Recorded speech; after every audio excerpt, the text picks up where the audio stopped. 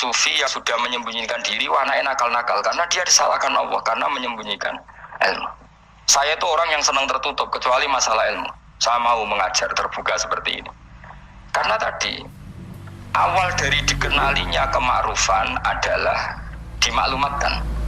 Awal dari dikenalinya keburukan juga karena dimaklumatkan. Betapa celakanya kalau kemungkaran dimaklumatkan sementara kebenaran tidak dimaklumatkan. Makanya Mbah Mun itu sampai berfatwa, Mbah Mun guru saya itu. Nah, ono masjid, ono menawarane Mbah Mun dukuh. Masjid kok ono menarane, wajib ono. Dulu saya iskal kenapa menara jadi wajib. Tapi setelah saya tambah angan-angan, secara fikih jelas tidak wajib. Tapi coba bayangkan, misalnya ada bar, lampunya tinggi, orang dari jauh tahu itu bar, sehingga kalau mau maksiat misalnya ingin ke sana. Sekarang misalnya masjid gak ada menara nih, ada orang ingin sholat, ono masjid tahu ora. Tapi baru kayak ada menaranya kan, tahu. Intinya semua kebaikan itu harus dimanarohkan. Makanya manaroh itu dari kata nur, dimenarakan, dari kata nur, dari kata dicahayakan, dimaklumatkan. Sehingga mulai dulu lama itu meskipun humul itu menyembunyikan diri. Tapi kalau masalah ilmu mereka membuka diri. Nah, coba kalau misalnya ngaji seperti saya ini, saya tidak terang-terangan jadi orang alim. Sebetulnya nggak baik. Kalau kamu ujub, sombong, aku orang alim itu tidak baik. Tapi kalau kita kan tidak karena ujub tadi, harus memaklumatkan. Coba berapa bapak-bapak yang tertolong nyari duhidan ketika istrinya hamil, gara-gara tulisan karena yang nolong itu. Bidan, ya kan, dokter gigi, atau kalau nggak dokter ya ahli gigi. Ahli gigi itu yang dipasang tanpa medis itu. Nggak, kamu menjadi tahu karena apa coba? Tulisan. Tapi kenapa kebaikan tidak seperti itu?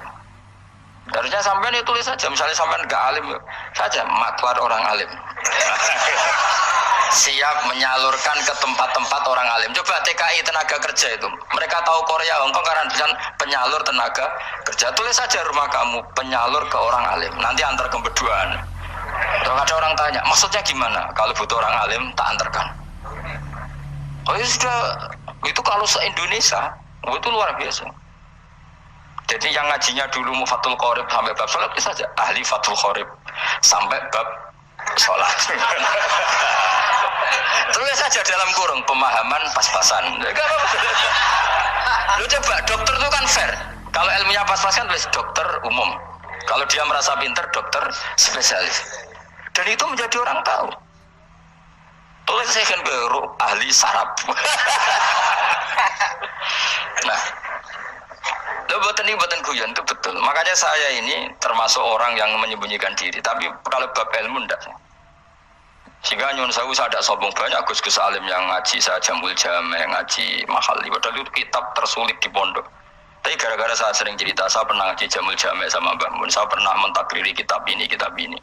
Hanya banyak yang ngaji saya. Kalau tanpa itu kan mereka tidak tahu.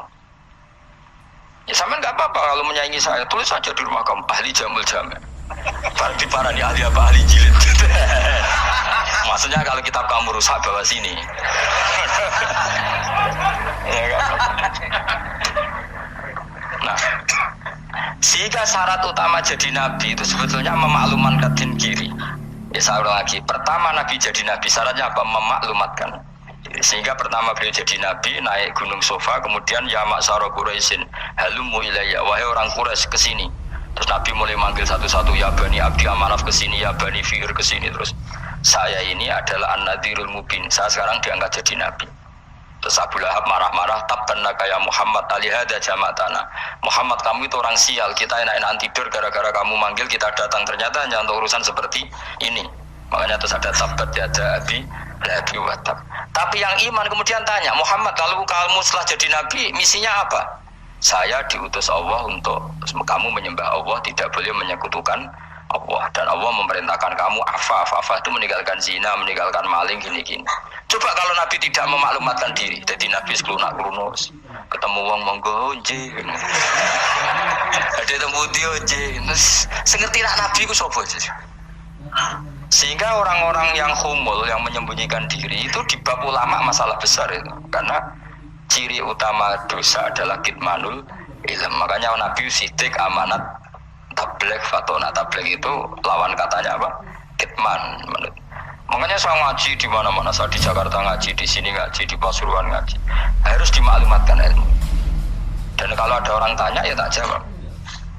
Saya tuh kitab yang paling aneh di pesantren, misalnya yang mulai aneh lah, kayak Jamul Jamek. Saya sampai sekarang masih ngajar Jamul Jamek. Kitab yang aneh. Macane lagi roh judulnya pusing. Jamul Jamek, kumpulannya pira-pira kumpulan. Jadi ilmu apa ayo ono ning kono. Sing gak ono ilmu dukun, mboten enten. Ilmu carane bodoni ya ora ono. Ning kono mau carane mlebu swarga tok. Karena potensi kulon bus warga itu tinggi sekali. Cara sing model piye duwe. Dadi mun. Jadi cara sing model piye duwe. Jadi cukup banyak nopo. Cara. Sampe nek di cara sitok ora mesti kulon gak ada cara kada. Dadi nek dari cara iki mentok, ganti cara iki mentok. Gitu. Ya terakhir paling gampang cara nganggo fadhole pangeran.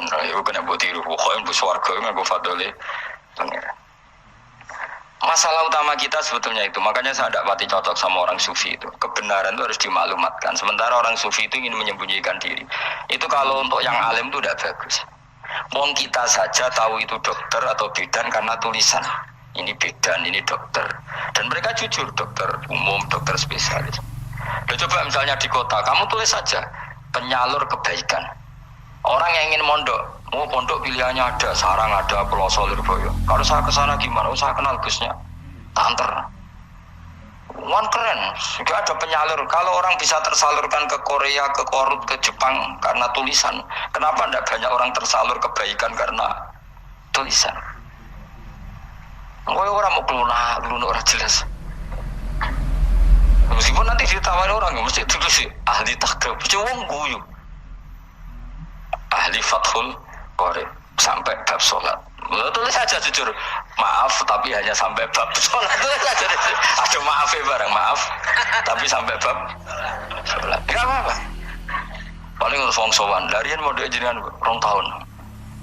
Tapi ini modalnya mau 3 bulan. Mulai ngaji ini ada bab sholat. Gak apa-apa. Itu dulu memang begitu. Rasulullah zaman Sugeng itu kalau ngajari santrinya itu balighu anni walau ayah, maklumatkan ke kampung kamu meskipun 1 ayat. Banyak sahabat kalau ditanya ya tidak bisa karena ngajinya ada hatam. Tapi ya terus gak apa-apa, tak soal Abu Bakar, tak soal Umar, ditanyakan yang lebih pintar.